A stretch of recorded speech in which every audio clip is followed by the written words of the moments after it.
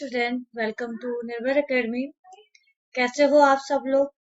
I hope आप सभी लोग बहुत अच्छे होंगे एंड अच्छे से आप काम कर रहे होंगे। आपका जो नया टॉपिक है वो है इलास्टिक लिमिट, जो कि आपने पहले पढ़ दिया है। यहाँ पर हम जस्ट देख रहे हैं।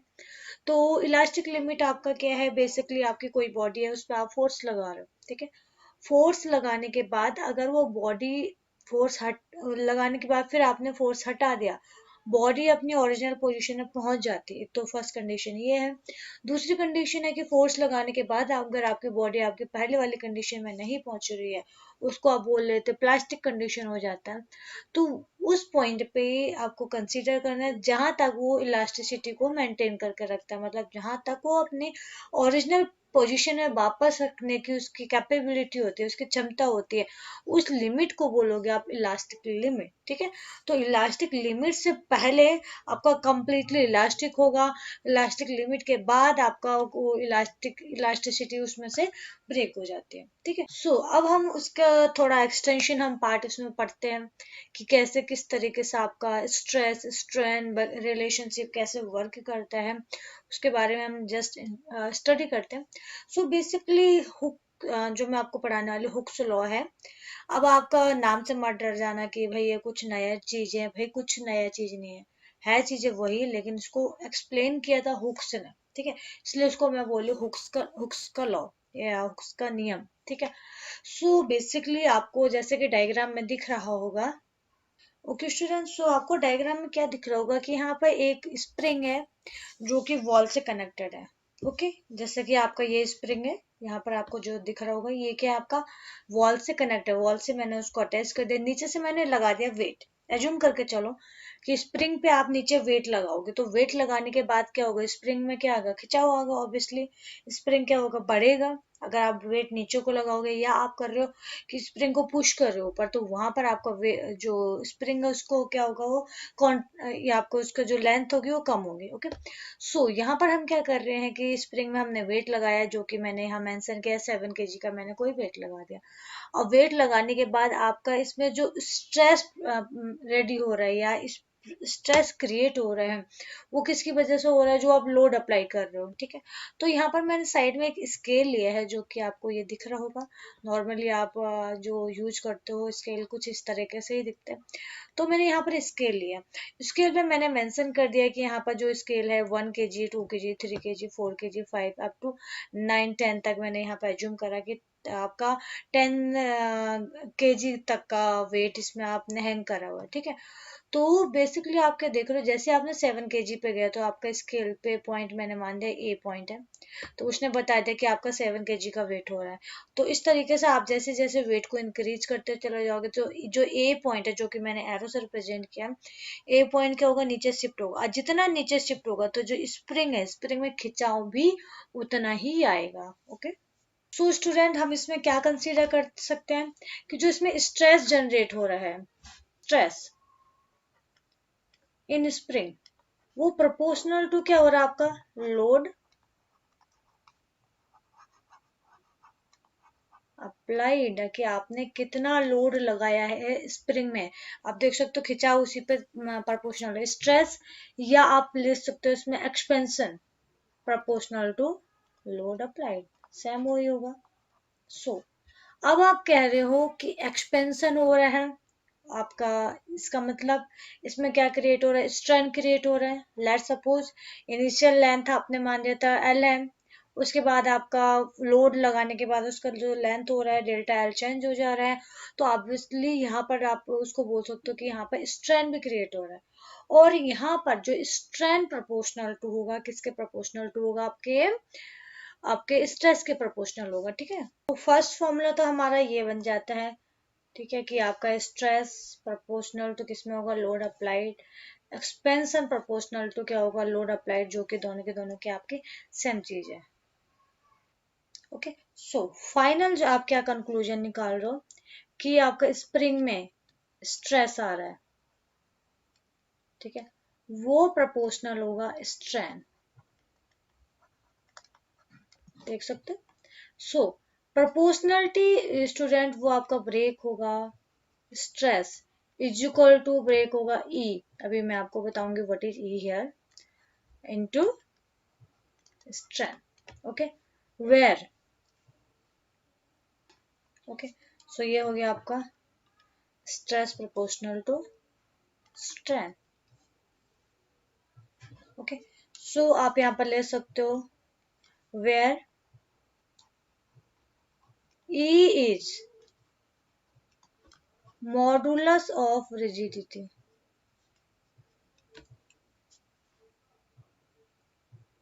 where E is modulus of elasticity. So अब हमारा यहाँ तक तो हमारा कंप्लीट हो गया कि हुक्स लॉ एक्चुअली बताना क्या चाह रहा है, ठीक है।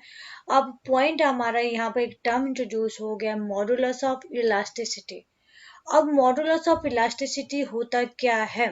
सो बेसिकली जो मॉडुलस ऑफ इलास्टिसिटी आपका बताता है कि अगर आप कोई बॉडी लिया, लाइक एज आपका वायर में अगर आप वेट को हैंग करा रहे हो, वेट को लटका रहे हो, तो उस वायर में इलास्टिक लिमिट कितना है, जो कि हमने पहले डिस्कस किया कि हम उसके हिसाब से उस वायर में वेट को लगा सकते हैं। जैसे आपका डिफरेंट डिफरेंट मटेरियल होता है, डिफरेंट डिफरेंट मटेरियल का आपका modulus of elasticity different different होता है, ठीक है, और उसकी इलास्टिक लिमिट भी क्या होगा, डिफरेंट डिफरेंट होगा। तो बेसिकली अब हम जो स्टडी करने वाले हैं वो टोटली स्टडी करने वाले हैं मॉडुलस ऑफ रिजिडिटी पे, ओके स्टूडेंट। सो आपको I hope modulus of elasticity जो आपको समझ में आ गया होगा। सो अभी आपने देखा, क्या देखा था, स्ट्रेस इज इक्वल टू क्या था, ई टाइम्स ऑफ स्ट्रेन, ठीक है। तो अब यहां से आप ई की वैल्यू निकाल सकते हो, ई इज इक्वल टू क्या आएगा, स्ट्रेस अपॉन स्ट्रेन, ठीक है। अब यहां से आप इसका यूनिट निकाल सकते हो, इसका डायमेंशन निकाल सकते हो, ओके। सो स्टूडेंट अब निकाल लीजिए इसमें यूनिट, यूनिट क्या आएगा इसका। सो बेसिकली आप देख सकते हो ई इज इक्वल टू क्या आपका, E is equal to stress upon strain, okay. आपका स्ट्रेस का यूनिट क्या था आपका, न्यूटन पर मीटर स्क्वायर, और ये क्या था आपका, यूनिट लेस, ठीक है। तो इसका जो यूनिट आएगा वो क्या आएगा, न्यूटन पर मीटर स्क्वायर, या इसको लिख सकते हो एन एम माइनस 2। तो ये आपका आ गया यूनिट ऑफ स्ट्रेस, ठीक है, या यूनिट ऑफ इलास्टिसिटी। तो आप सिमिलरली क्या कैलकुलेट कर सकते हो, dimension of modulus of elasticity. तो निकाल दीजिए अब इसका डायमेंशन,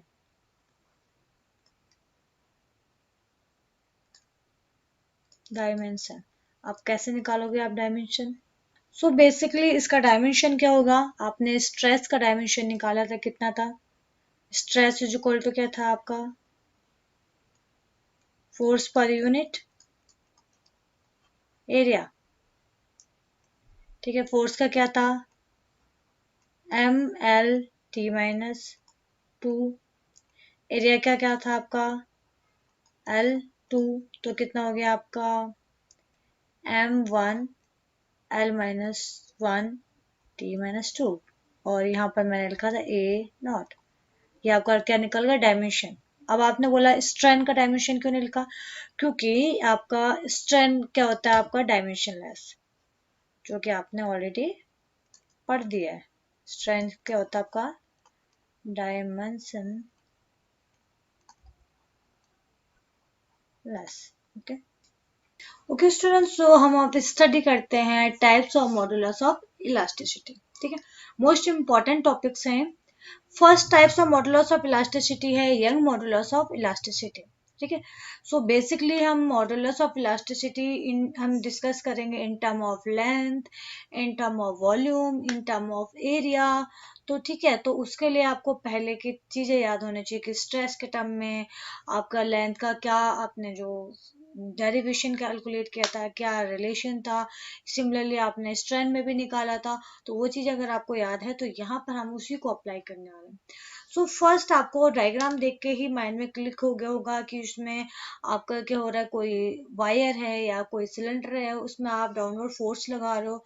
तो इसमें क्या हो रहा है, आपका वायर में एक्सटेंशन हो रहा है, वायर में खिंचाव बढ़ रहा है, वायर की लेंथ बढ़ रही है, जो कि आपने कितना निकाला था, टोटल लेंथ कितना आया था आपका, टोटल लेंथ ये आपका आया था L प्लस डेल्टा L, जो कि आपने देखा था। ठीक है, सो बेसिकली आपका जो यंग मॉडुलस एक्सप्लेन क्या कर रहा है कि आपका कोई वायर है, वायर में आपका अगर स्ट्रेस आ रहा है तो, और हुक्स लॉ ने भी यही बोला कि अगर आपको कोई भी बॉडी है उसमें स्ट्रेस आ रहा है, लगा रहे हो स्ट्रेस या उसमें मिल रहा है, तो उसमें ऑटोमेटिक स्ट्रेन भी मिलेगा। ठीक है, सो आपका यंग मॉडुलस ने भी यही बोला कि वही कंडीशन बोला था, लेकिन उन्होंने बोला था वायर के फॉर्म में। ठीक है, तो यंग मॉडुलस बेसिकली होता क्या है, ये होता है नॉर्मल स्ट्रेस अपॉन क्या आएगा, लॉन्गिट्यूडाइनल स्ट्रेन, लॉन्गिट्यूडाइनल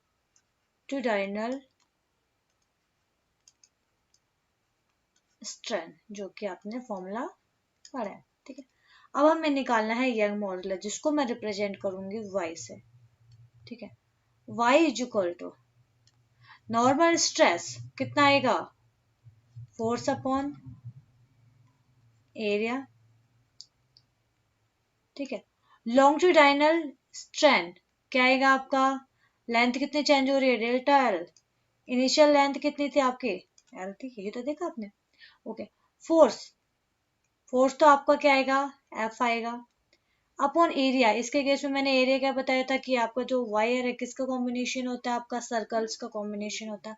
तो सर्कल का एरिया कितना होता है आपका, पाई आर स्क्वायर अपॉन ये क्या आएगा, डेल्टा एल अपॉन एल। ठीक है, तो y इज इक्वल टू कितना आएगा, F L upon pi delta L R square. Okay, so यहाँ से हमारे ये फॉर्मूला जनरेट हो गया, जो कि हमें प्रीवियस इंफॉर्मेशन से मिल गया। ठीक है, अब फिर से आप यहाँ क्या निकालोगे, आप यूनिट निकालोगे एंड डायमेंशन निकालोगे, जो कि हम ऑलरेडी निकाल चुके हैं, मॉडुलस ऑफ।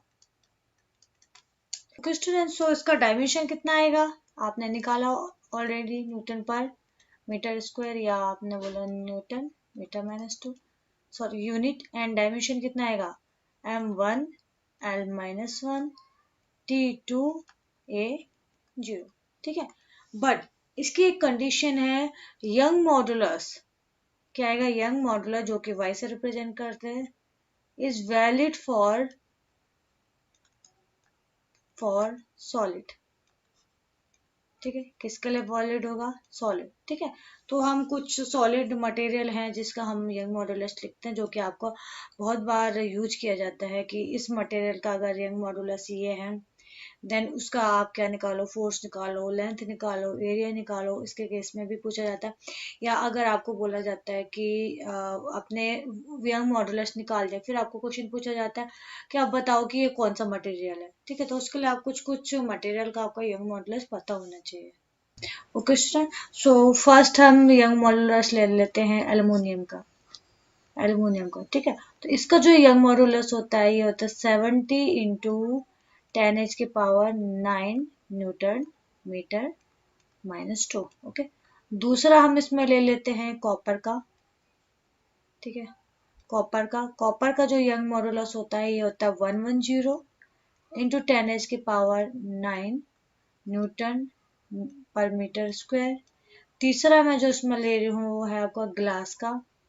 ग्लास का जो यंग मॉडुलस आता है वो होता है 65 इंटू 10 की पावर 9 न्यूटन पर मीटर स्क्वायर। ठीक है, तो ये वैल्यूज आप याद रखना, ये आपका बार बार इसमें यूज होगा एंड क्वेश्चन होंगे, तो उसके बेस पे मैं बताऊंगी कि कैसे कैसे क्वेश्चन आपके आते हैं। ओके ओके स्टूडेंट्स, सो अब हमारा नेक्स्ट टॉपिक है bulk modulus of rigidity.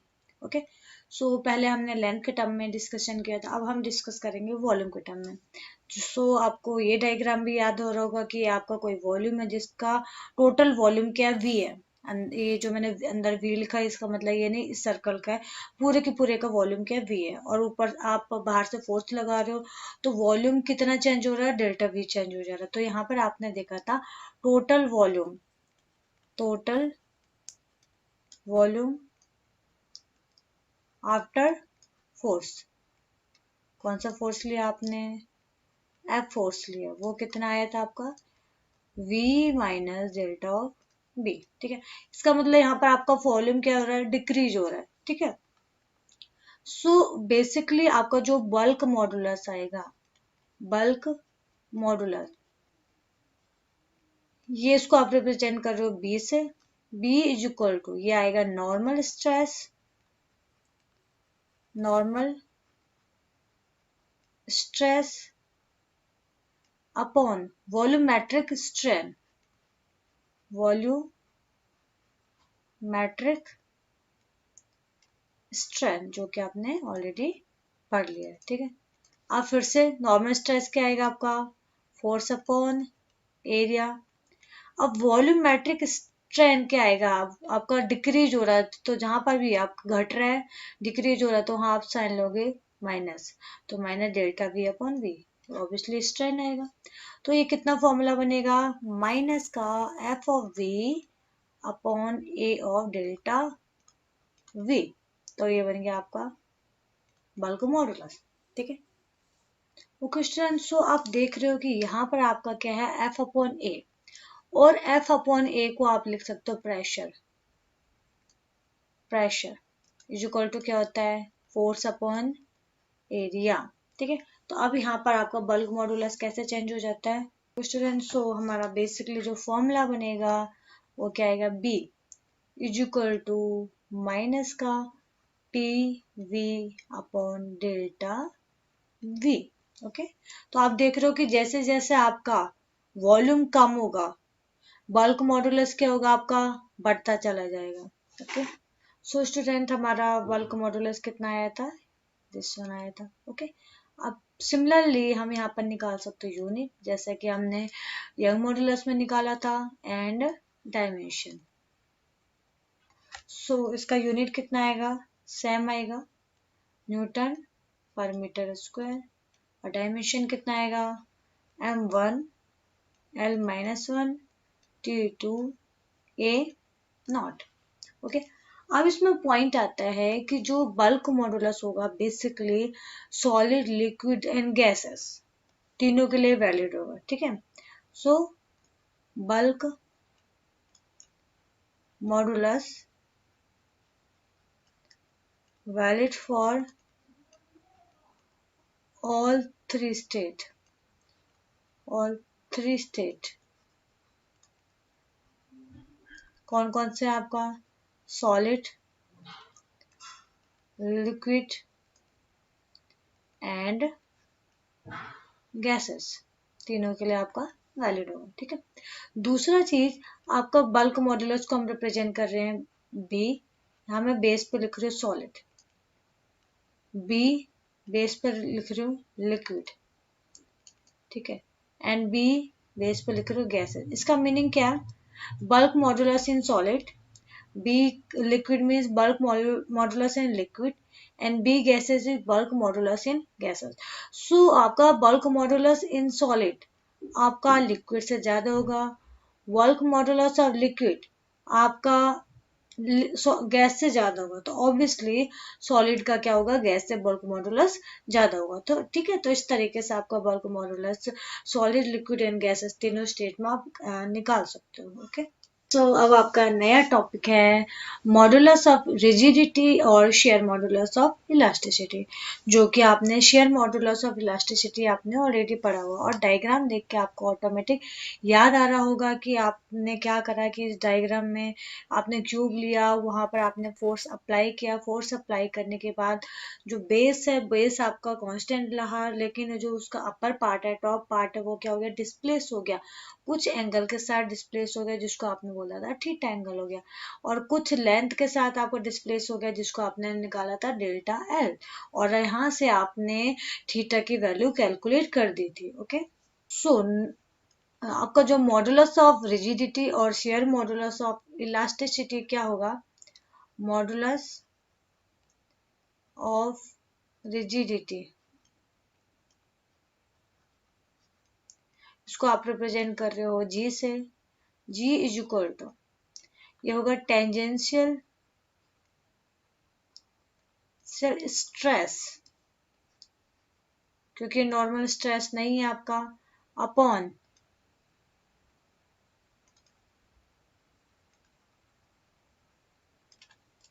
Sharing strain. Okay, so tangential stress कितना आएगा आपका इस केस में? ओके, सो स्टूडेंट आपका टेंजेंशियल स्ट्रेस कितना आएगा? Force upon area. ठीक है, शेयरिंग स्ट्रेन जो कि आपने निकाला था थीटा। ठीक है, तो कितना आया था? Force upon area upon theta कितना था? डेल्टा एल अपॉन एल, यही था आपका। ठीक है, तो आपने निकाल दिया यहाँ से G equal to F L upon A delta of L. तो ये आपका कहीं ना कहीं आपका यंग मॉडुलस की तरह दिख रहा है, लेकिन एक्चुअल में यंग मॉडुलस की तरह ये बिल्कुल भी नहीं है। ओके स्टूडेंट, सो हमने यहाँ पर ये फॉर्मूला डेराइव कर लिए हैं।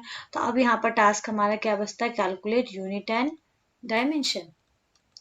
Unit and dimensions. Okay, so इसका यूनिट जो आपने निकाला था क्या था? न्यूटन पर मीटर स्क्वायर। ये आपने बेसिकली निकाला था एसआई यूनिट, क्या? Standard international unit. Standard international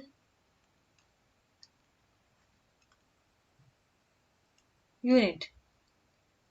okay, but इसका जो यूनिट होता है आपका, एक इसमें यूज कर सकते हो पास्कल, जो इसको आप लिखोगे पी ए, और यहाँ पर लिख सकते हो आप डाइन पर सेंटीमीटर स्क्वायर, जो कि होगा आपका C G S unit. C stand for centimetre, G is gram and S is second. ठीक है, तो ये था आपका इसका यूनिट, एंड इसका डायमेंशन जो आपने निकाला था क्या था? M1 L-1 T2 और A नॉट। ओके, अब इसमें भी आपकी एक कंडीशन आती है कि आपका ये दिखने में किसकी तरह है? सिमिलर टू यंग मॉडुलस है। ठीक है, बट आपका जो मॉडुलस ऑफ रिजिडिटी होगा जी is less than Y.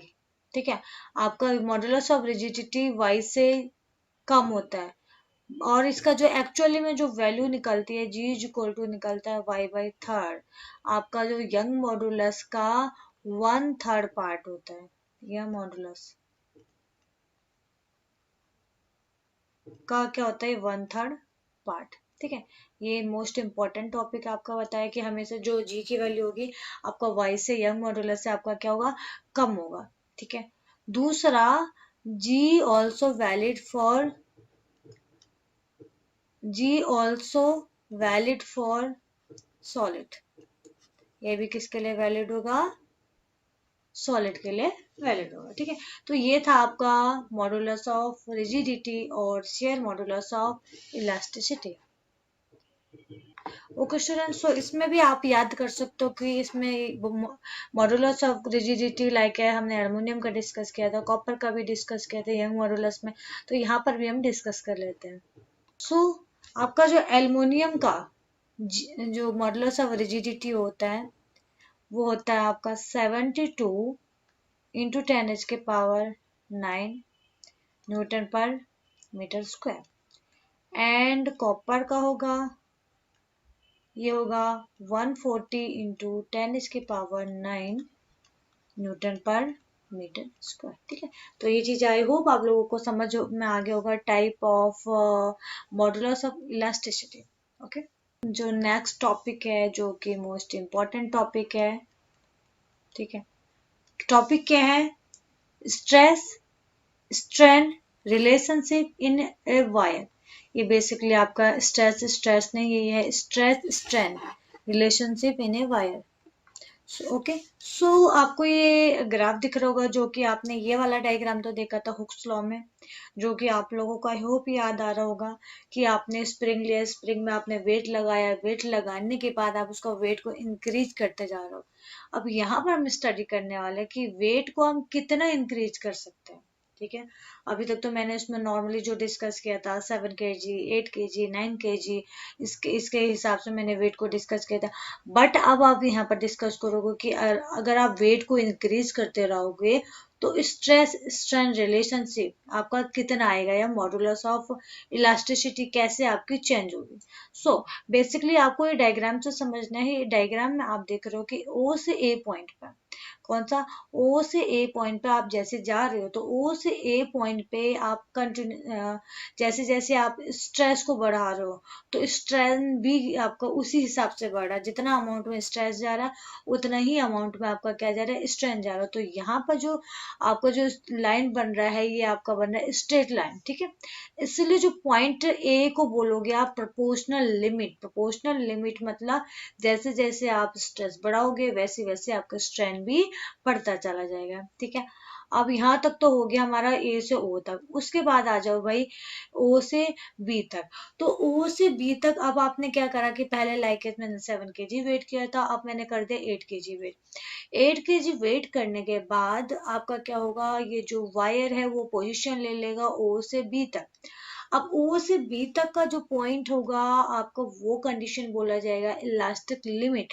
Elastic limit means कि आप जो वेट लगा रहे हो 8 kg का एकदम से रिमूव कर दोगे तो फिर से आपका वही पोजीशन आ जाएगी जो कि पहले पोजीशन थी। ठीक है, तो इसलिए बी पॉइंट को बोलोगे कि वहां तक आपके पहले वाली पोजीशन को ही कंटेन करेगा। ठीक है, उसके बाद जाके आपका लिमिट क्या होगा, ब्रेक होना स्टार्ट होगा। कैसे, आपने फिर से फोर्स लगाया, मैंने लाइक 9 kg लगा दिया। 9 kg पर लगाने के बाद आपको जो पॉइंट लेता है सी पॉइंट ले लेते हैं। ओके, तो सी पॉइंट पे आप देख रहे हो कि आपका जो वायर है थोड़ा सा बेंड हो गया। अब वायर बेंड हो गया, मैंने क्या लगाया था, 9 kg वेट लगाया। 9 kg वेट को फिर से मैंने हटा दिया। अब हटा दिया तो अब होना क्या चाहिए था, पहले कि पहले जैसी पोजीशन आ जानी चाहिए था। लेकिन अब जैसे ही मैंने वेट को हटाए वो यहाँ ओ पे वापस ना आने के बजाय वो ओ डैश पे वापस आ जाता है। अब इसका मतलब यहाँ पर उसके जो इलास्टिक लिमिट है वो स्लाइड ब्रेक हो चुकी है। वहां पर अब वो पहले वाली कंडीशन में अब आपका वापस नहीं आ पा रहा है। तो उस पॉइंट को बोलोगे यील्ड पॉइंट, कि उसके बाद आपका वो पॉइंट वापस आपको नहीं मिल रहा है। ओके, नेक्स्ट है आपका, अब आप क्या कर रहे हो, और फोर्स अप्लाई कर रहे हो। तो जैसे आप और फोर्स अप्लाई करोगे, लाइक एज कि आपने लगा दिया 10 kg, 12 kg, तो लाइक एज कि मेरा कभी ये डी पॉइंट भी लेगा, कुछ इस तरीके से भी वायर बैंड होगा। उसके बाद कभी आपका ई पॉइंट पे भी आएगा। तो अब आप देख रहे हो कि जो ई पॉइंट आ रहा है, ई पॉइंट को बोलोगे अल्टीमेट स्ट्रेंथ ऑफ मटेरियल, कि आपका इतना मटेरियल का स्ट्रेंथ है कि वो वेट को हैंडल कर पा रहा है।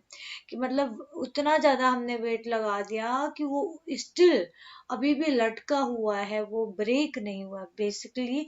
तो उस पॉइंट को बोलोगे आप अल्टीमेट स्ट्रेंथ ऑफ मटेरियल, के मटेरियल की इतना स्ट्रेंथ है कि उसने वायर को अपने में पकड़ के रखा है, वायर उसमें लटका हुआ है। उसके बाद मैंने अब लगा दिया बहुत ज्यादा वेट, वेट इतना ज्यादा लगा दिया कि फाइनली जो वायर है वो टूट जाता है। ठीक है, तो अब जो एफ पॉइंट है, जो यहाँ पर आपका वायर गया है, वो वहां पर आपको टूट चुका है। तो टूट चुका है तो इसके बाद वो वायर कोई भी मतलब उसके बियॉन्ड वेट को हैंडल नहीं कर सकता है। तो वहां से आपको पता चल जाएगा कि ये वायर है, ये वायर कितना वेट अपने आप में हैंडल कर सकता है, कितने वेट को उठा सकता है। ठीक है, तो ये आई होप आपको पॉइंट समझ में आ गए होंगे, और इसको आपको समझ में आ गया होगा कि एग्जाम एग्जाम में आपको कैसे प्रेजेंट करना है। मैंने आपको यहाँ लिख के नहीं बताया है, मैं आपको बता रही हूँ। तो आपको आई होप ये पॉइंट समझ में आ गए होंगे कि किस तरीके से आपको वायर में वेट बढ़ाने के साथ साथ वायर की पोजीशन कैसे चेंज होती है और कब जाके आपका वायर क्या होता है, ब्रेक की कंडीशन में आता है। Okay okay student, so next topic है आपका इलास्टिक फैटिग। सो बेसिकली आपका इलास्टिक फैटिग क्या है कि कोई भी मटेरियल है उस पे आप लगातार रिपीटेडली आप फोर्स लगा रहे हो। फोर्स लगाने के बाद वो इलास्टिक जो कंडीशन होती है वो उसको क्या कर देता है, लूज कर देता है। ठीक है, तो उसको बेसिकली क्या बोला जाता है, इलास्टिक फैटिग। ठीक है, तो क्या it is the property of elastic body by virtue of it feel less elastic under the action of repeated alternating force, कि लगातार आपको फोर्स लगाने के बाद वो क्या करेगा, इलास्टिसिटी को कम फील करेगा। ठीक है, तो इसका आप एग्जांपल ले सकते हो like a rubber band. Rubber band जो कि बच्चे नॉर्मली मिटाने वगैरह में काम करते हैं, या आप नॉर्मल रबर बैंड लेते हो, तो उस पर अगर आप लगातार उसको खींचोगे खींचोगे खींचोगे या रबर को खींचोगे तो उस केस में क्या होगा कि वो आपका इलास्टिक बिहेवियर थोड़ा कम फील करने लगेगा। ठीक है, उसको ही बोला जाता है इलास्टिक फैटिग।